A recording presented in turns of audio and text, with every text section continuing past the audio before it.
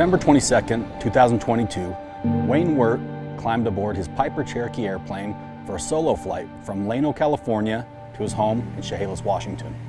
Wayne had planned on checking in with his family at 2 p.m. that afternoon. That phone call never happened. Wayne's last known location was when he stopped to refuel his plane in Sisters, Oregon around 3 p.m. that afternoon. When Wayne didn't make it to his home in Chehalis at 5 p.m. as expected, his family filed a missing persons report that evening. On Thursday evening, hikers in the Mount Jefferson Wilderness area of Oregon reported hearing sounds similar to a plane crash. Air crews from the U.S. Coast Guard immediately began searching the area, ultimately finding a crashed plane and confirming one deceased person on board. It would then be another agonizing day and a half before investigative crews could reach the crash site and confirm that the aircraft did belong to Wayne. The cause of the crash is still under investigation. However, the aircraft was not insured, which means that the cost of the recovery of both the aircraft and Wayne's remains falls on the shoulders of Wayne's family. Wayne's family was quoted around $50,000 to remove the wreckage from the steep mountainside. This is money that Wayne's family didn't have, but the Forest Service said that leaving the wreck was not an option. Once I saw the article, once I heard the story, and once I saw the family's GoFundMe page trying to raise money in order to be able to pay for the removal of the wreckage, I decided that we needed the help.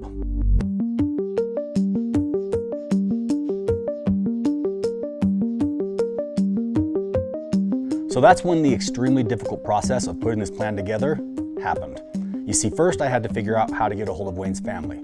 Then I had to tell them that our plans were to jump in and recover the wreckage and Wayne's remains at no cost. Once they agreed to it, I then had to obtain approval from the NTSB, from the Forest Service, from the local sheriff's office, and multiple other agencies that were managing this crisis. That, my friends, was one of the most complex and difficult paperwork processes that I have ever had to navigate. We are at the Santiam airstrip here in Central Oregon. It's about 9 a.m. and we're about to get rolling on this project. So essentially, this is the staging area that's about 10 miles south of the crash site. You see the airplane crashed into the side of a mountain in the Mount Jefferson Wilderness area. It's at about 6,500 foot elevation, and it's on a very, very steep slope. And basically, nobody's been able to recover this thing. The crash site is in a national wilderness area. Now, if you're not familiar with the national wilderness areas, it's basically, it's like one of the only things that Congress has ever really fully agreed on.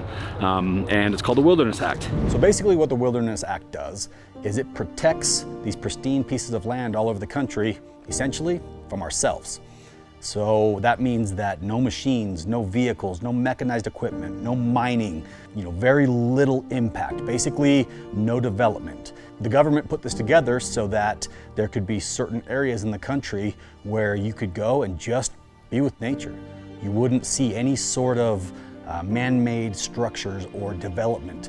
And basically the only way to get around in the wilderness is on foot or on horseback. The federal government takes wilderness areas very seriously, and they go to great lengths to protect them, as they should, because these are sacred pieces of land all over the place that are designed for us to be able to go and enjoy and leave, and the land still looks like as if we were never there. So in working with the Forest Service to get into this wilderness area, they have a lot of different rules and regulations that we need to follow. And believe it or not, wilderness areas are even protected from aircraft. As a pilot, you're not supposed to fly anywhere lower than 2,000 feet above the ground in any wilderness area. This makes sure that the people on the ground that are down there, having this wilderness experience don't have to deal with the sound of, airplanes and helicopters flying low overhead. Now, since this accident happened in a wilderness area, and since the only way to be able to access this remote terrain is by helicopter, that's why getting approval and getting permits to be able to make this happen was such a big deal, because the Forest Service needs to make sure that we are able to go in and clean up the mess and make sure that the site looks as if the crash never happened, while at the same time minimizing the amount of helicopter traffic in and out of here. They can't have helicopters running in and out of here for multiple days at a time. So as part of the process, they asked us exactly how many trips we were gonna need to make, how long the trips were gonna be, and how many of those trips we could minimize and reduce so that we could be in and out as quickly as possible, leaving as small of impact on the wilderness area as possible, which is something I respect because, as people are here trying to enjoy this wilderness area, the last thing I wanna do is be flying overhead, interrupting, their experience there.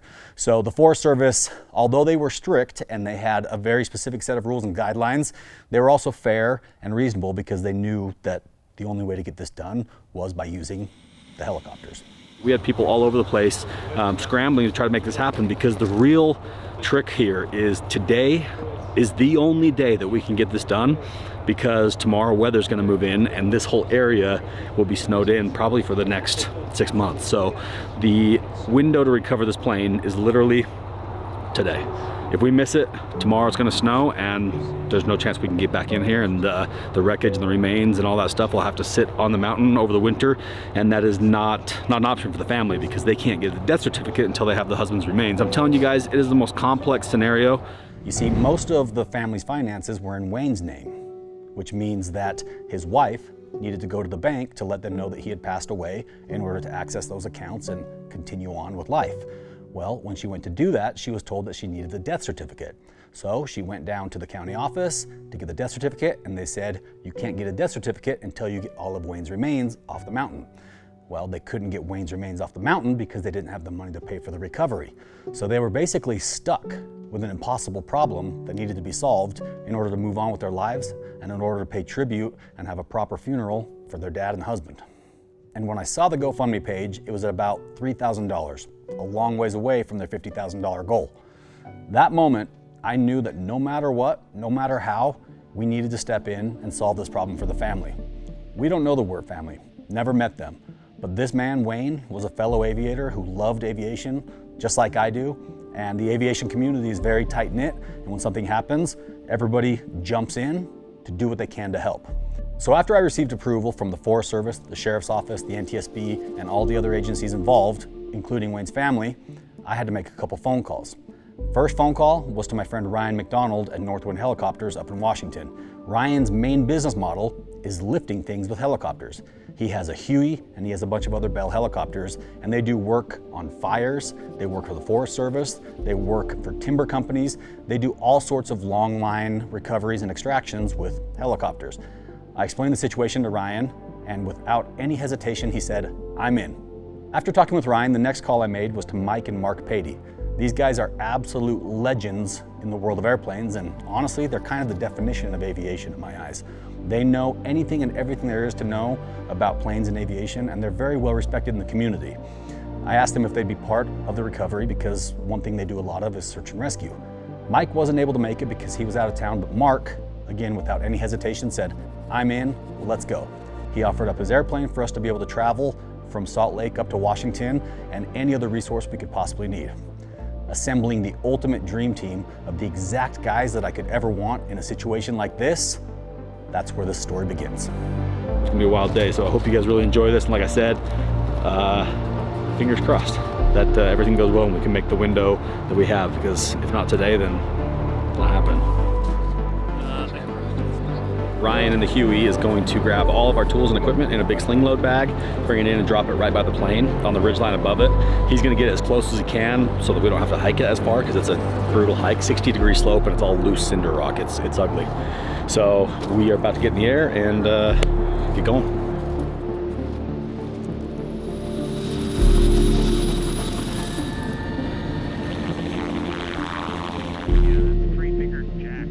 Where's it at?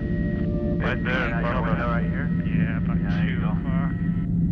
Start filming now and then you'll see it. Oh, yeah. All right, so we just touched down. First load of boots on the ground here to the crash site. Ryan just flew in with the Huey and dropped off the bag of gear, all of our recovery equipment. So now we hike to the top of, well, about halfway up this ridgeline.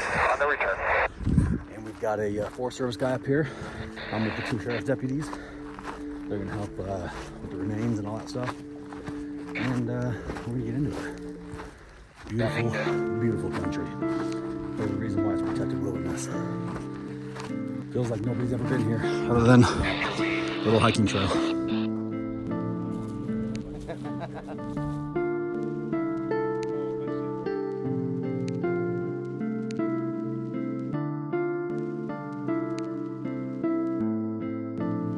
All right, we are on the ridge line.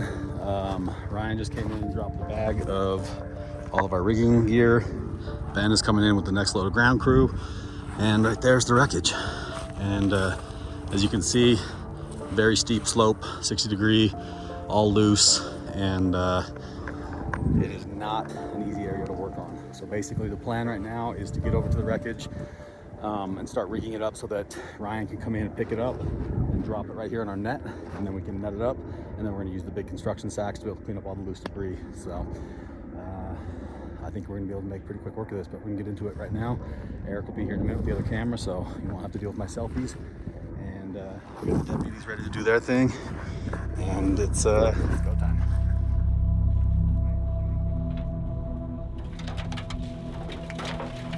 This one's going a lot easier. Now, coming into this, I knew that this was going to be a mess. I knew that, you know, when an aircraft runs into the side of a mountain at a high rate of speed, there's going to be very few things that are recognizable as far as what's left of the plane and the other debris.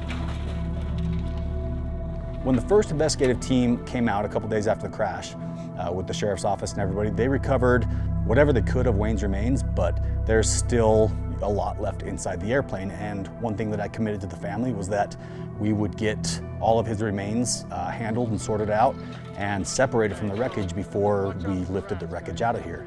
And so obviously, out of sensitivity for the family and out of respect for Wayne, we are looking at the wreck, and we know that we need to take some time to be able to sift through this and make sure that everything is accounted for and everything is properly handled.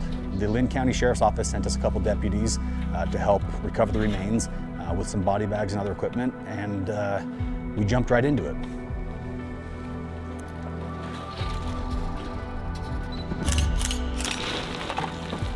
Going into this, I was expecting to be a little bit more shook by what I saw, but to be honest with you, all I'm feeling is just peace and comfort. And I look around and the other guys are kind of on the same page, and we get to work.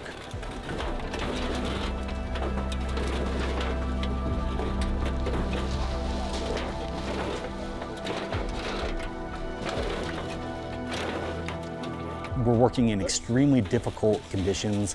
This hillside is extremely steep and the rock is really loose, so there's no good footing. There's thousands and thousands of yellow jackets everywhere just looking to sting and bite us. So these conditions aren't ideal, but everything is going significantly smoother than I had anticipated. When my brother-in-law died in his airplane, that was like somehow the biggest emotional unresolved thing. Was like somebody's still got to get a frickin' locksmith. So anyway, the car keys are right there in this green one. Picking up all the little pieces. Got a debris field for, say, 180 yards to the bottom of this hill. So right now the plan is basically to get the plane folded parallel with itself, get the wings, everything kind of like a hot dog, so we can wrap the straps around it and cinch them. And then we're gonna have Ryan come in, pick it up, and we're gonna lay it on the tarp and the net that we have up there. Then we'll be able to net it up and we'll be able to fly it back without stuff flying out. So this is kind of the worst part right there. That's where kind of the biohazard stuff is and the human remains. So being super delicate there. One thing that we got to make sure of is that we find all of his personal items best we can before we fly this load out over the forest and potentially lose a car key or something, because that stuff's, you know, like Mark was saying, that's a big deal when you don't think it is until after the fact. So basically we're gonna get this thing cinched up, call Ryan, and we're about ready to lift.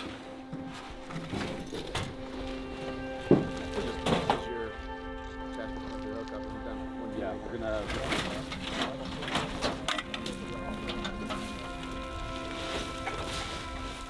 good.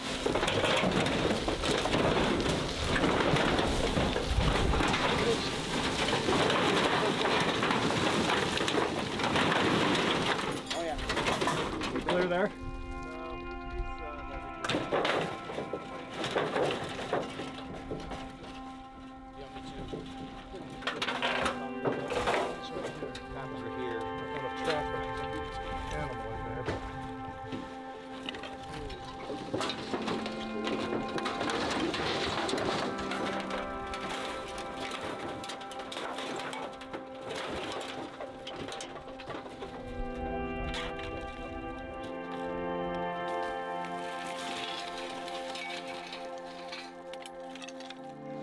So we got the bulk of the remains ready to go in a bag, so that'll allow us to move much faster, and we got to be very sensitive of obviously that. But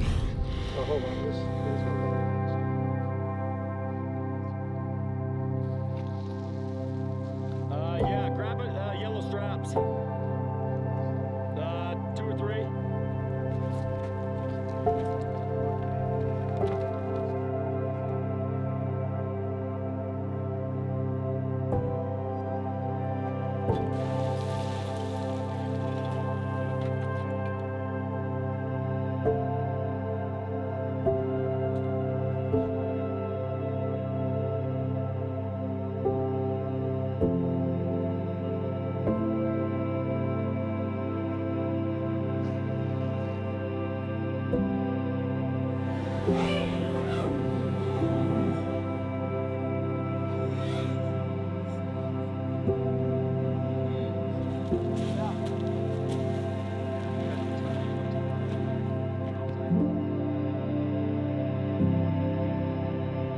Yeah, I just spoke with Ryan. He's about 2 minutes out, so he'll be coming over this ridge line in any minute.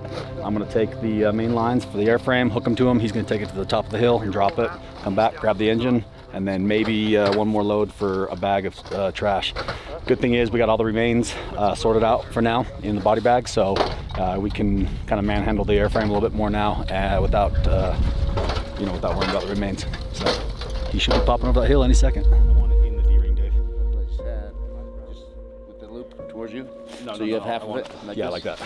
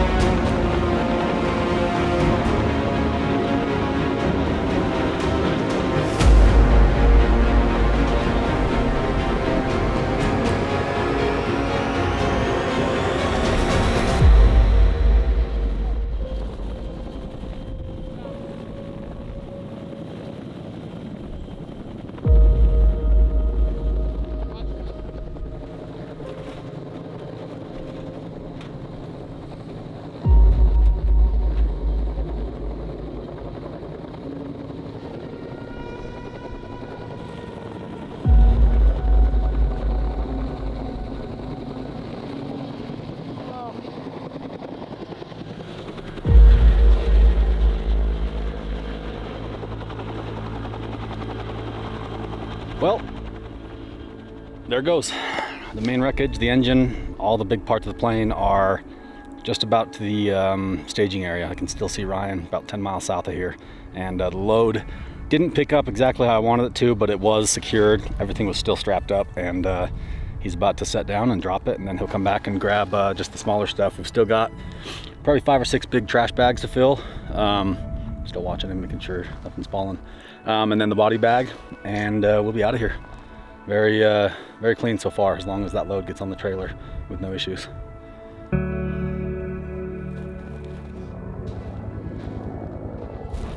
Found Wayne's old Swiss Army knife. Well, it might not be Swiss Army, but it's Wayne's old knife. That's crazy. That's huge.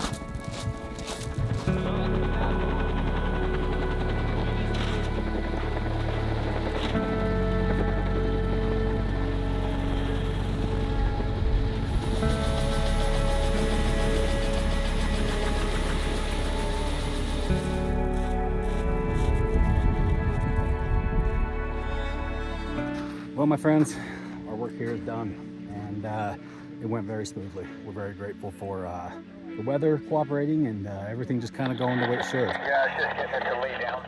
So ultimately, we were supposed to be here until dark. We thought it was going to be an all-day deal. It's probably about noon, 1 o'clock, so we got this wrapped up in about 3 hours, and just 1 or 2 trips with the Huey. Okay, well, actually 3. The third came back and got the rest of our gear. So the Huey's gone. We are just finishing prepping the site, cleaning it up, erasing the trail, the rescue trail. Got Eric with the Forest Service down there. He's picking up any small, tiny little remains as far as gum wrappers and garbage and stuff. And we're cleaned up, and now we are going back to the staging area at the airport. We're going to load up all the stuff on the flatbed trailer and drive it out to Wayne's wife, Cindy, out in Chehalis, Washington. About a 4.5 hour drive probably from here. Get in there this evening, unload, and then get the trucks back up to Northwind Aviation in Lake Chelan, Washington, and then we will fly home. So it's gratifying, guys.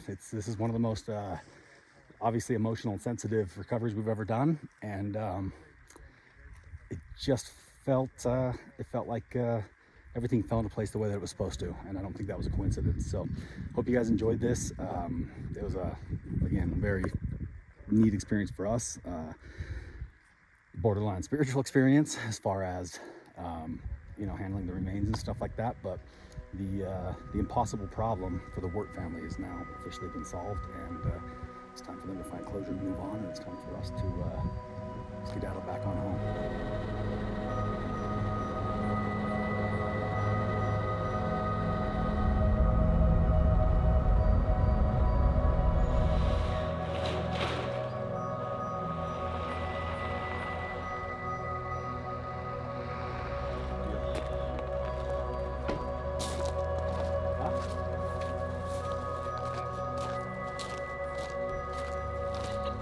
Hi, Cindy. Hi. Thank you. Thank you so much. I'm so happy to help. Oh, I'm so happy you guys have done this for me. For us. I'm sorry. My kids are on the phone. Hey guys, There you are. Mike? there I am. Yeah, a little lag here, but Yeah, I know you too. we're here and ready to unload. So it went. Wayne was definitely helping us today. He was up there pushing things along because nobody can still believe that it went like that. Yeah, you guys were done quick. It should not have. We were done in 2 hours. Yeah, it was It's amazing. incredible. So yeah, we're very. I think he was tired of being up there. He was definitely tired of being up there, and I'll tell you, I don't know how else to explain it other than it was just very peaceful, right? Just the whole feeling up there was It was actually, there was moments where you sit back and you just even seeing the plane on that hillside and looking at the background, you're just like, this is where I want to rest, right here. He always liked being remote, so he found the most remote. He sure did. And, Yeah, he had $1 million view for sure. It was, and it was also a very convenient spot for access. So as far as it could have been worse, it could have been Jefferson. That would have been a nightmare. So this was amazing. So you don't mind if we're filming? You're okay with that? So I think I'm okay. you look great. You're way more composed than I would have anticipated. So I've been trying all day. yeah, it's I'm just happy. she is pretty tough. She's awesome. She's She's putting on a good face here. Big, good tough guy face. Yes. About 4 weeks ago, I wasn't all that tough. Yeah, has it been 4 weeks now? Yep. Wow. Yes. Jeez. Yep, 4 weeks wondering when he was gonna get down. Yeah. Okay, well, we're gonna get unloaded here, and you tell me where you want it, and NTSB wants it in there somewhere. just right there in the. No, we'll just use this. Oh, you don't want to use the forklift? We'll use After I this. made sure it started for Did you ya? and everything? I'm an excavator guy. I know, I saw you at a Sandy. Yeah, I am a Sandy guy. When you said that, I was like, oh, she's after my heart.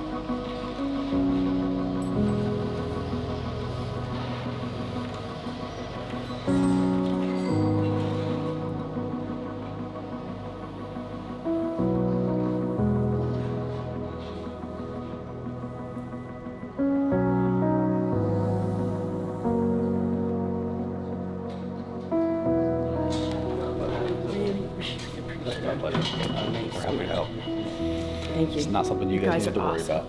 You guys are awesome. That's one less thing I have to worry about now. Yeah. That part's done. Yeah. Now I can start. So all the bills he was paying, the excavator, the truck, Right. are coming out of his account. Yeah. But the bank, when I went in and told them that he had passed away, they then told me, well, that's locked down now. It's on hold till you have a death certificate. So now the automatic payments that were trying to come out, now Right. they're getting It's locked. rejected. Yeah. Because and then they're sending emails out, put money in your account so we can pay your bills. It's like, Okay, guys. yeah. So I haven't gone back up there. Right now, I'm dealing with a lot. Yeah, they don't care. Step back. They don't care. Do you build props? Yeah, Sets? yeah, Movie movie sets. business. He Okay. was in welding and carpentry and special effects, and Yeah. he did a little bit of it. Oh, yeah. He's in the credits. Oh, did he really? Yeah. Oh, that's cool. The volcano and the bridge under the volcano. Yeah. Yeah. And that mountain's not even there. Really? He in 2012 he had knee surgery and he never recovered from it, so he was out on disability. Yeah. And I got to retire 3 whole years ago, so we got to spend 3 years retired together. 3 years. Only 3. I wanted to offer you guys a ride in the seaplane. Oh, Awesome. So, that's awesome. You That's got where you guys have a seaplane here, or Montana. no, it's in Montana. I work for a seaplane company who does tours. where at? Kalispell. Oh, awesome. Yeah. That's our spot. We go to Flathead every year, so that is. River's where it takes off from. Does it really? Yep. I don't know how I've never. It comes out of Kalispell, just north of the Flathead? We keep the planes at Flat River, on the actual river right there. That's awesome. About, I don't know, 2 miles in the. I don't know how we never saw those. We're up there every year. Yeah, I've noticed. In fact, Ryan here lost his license flying up in Kalispell. We were doing some water skiing behind the helicopter, so it's yeah. Next time we're in the area, I would absolutely love to take you up on it. That'd be really cool. That's my favorite place in the world to fly. And I mean, right now we just are shutting down the season. I got to pull the plane off floats tomorrow, Awesome. but it starts back up whenever the river starts rising. Every 4th of July, we're there for at least a week, so I'll get a hold of you next year. We'll trade rides. I'll give you a ride in the helicopter. I'll have the Black Hawk up there next year, so we can. Ride. Yeah, we'll come up to Montana. It's beautiful. Well, thank you, Corey. We appreciate that. Yeah, well, I really appreciate you guys helping out. course. It's definitely a huge help. One less thing to worry about. Check that one off the list. Yeah, that's been a huge headache on my part.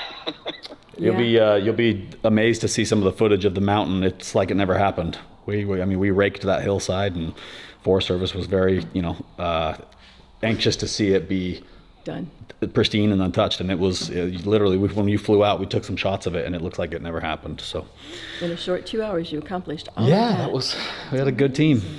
Everybody mobilized, and Awesome. Yeah, so we're just grateful for the opportunity to be a part of it. Obviously very sorry for your loss, but this is, I think it's gonna be a great opportunity to celebrate Wayne's life. Wayne, I feel like Wayne is a guy like one of us. Looking at his garage here, I feel like I'm in my own. Yeah, for sure. You walk in, you're like, okay, this is a brother. This is one of our guys, for sure. Definitely one of our guys. You don't even see what's hidden behind some of the doors there too. I can only imagine. Down in the trailer. Yeah, there's another airplane in the really? trailer. Yeah, the trailer right up We there. built that one together, my dad and I. Oh, wow. So he had multiple planes over the years. There's We've also got the 170, right which is supposed to be there. our next project, which I'm sure you saw in the hangar. Yes. We're still in the hangar. Oh, okay.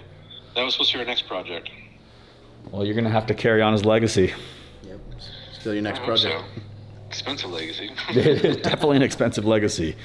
Yeah.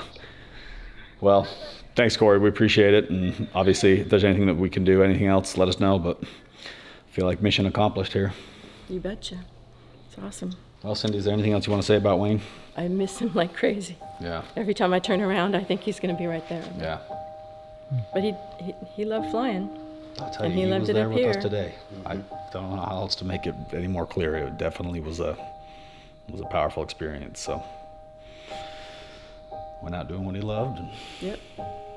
Just wish he would have waited a little longer. Just a little Dang longer. it! I only had 3 years. just of a few retirement. more years of retirement Just together. a few more would How have old been was he? nice. 66. That's the baby. Yeah. Yeah. But at least I got 3 years. You got 3 years. Yep. And 3 beautiful kids. And 3 beautiful kids.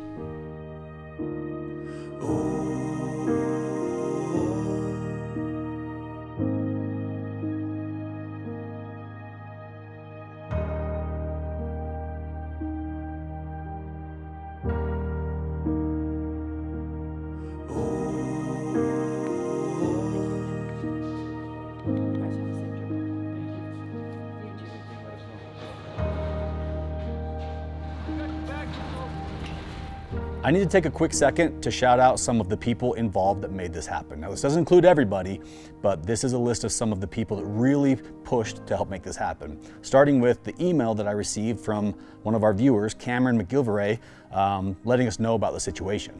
Obviously, had we not heard from him, then we wouldn't have known what was going on. Next up, we've got the NTSB.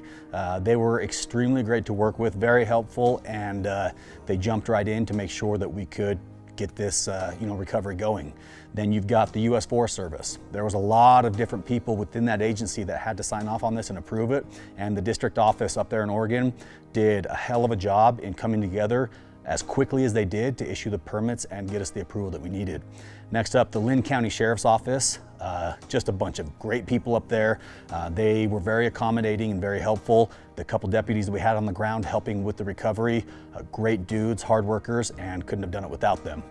Then you've got Ryan McDonald of Northwind Aviation. Ryan's one of my good friends and a hell of a pilot, and without him, we wouldn't have had the Huey and we wouldn't have been able to make this work. I mean, flat, plain and simple, without Ryan, this mission was never gonna happen. Next, you've got Mike and Mark Patey. Obviously, Mark was on the ground with us helping with the recovery. He volunteered his plane, flew us all around, Oregon and the surrounding states for 24 hours as we were moving to make this happen. So huge shout out to the Patey brothers.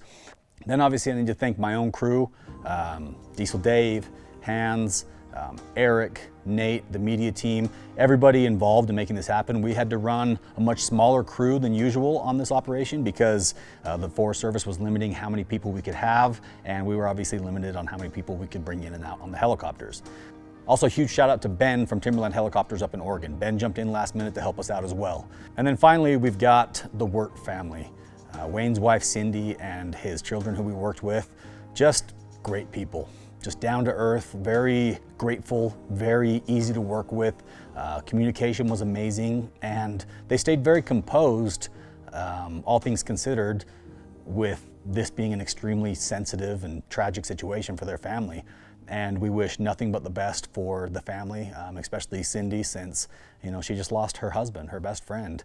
This is going to be a difficult time for her as she processes Wayne's death and moves forward, with her life without him. So we just wanted to send our love and condolences to the Wirt family and let you guys know that obviously we've got your back, and we're just grateful for this opportunity that we had to help. And finally, thank you to every single one of you guys.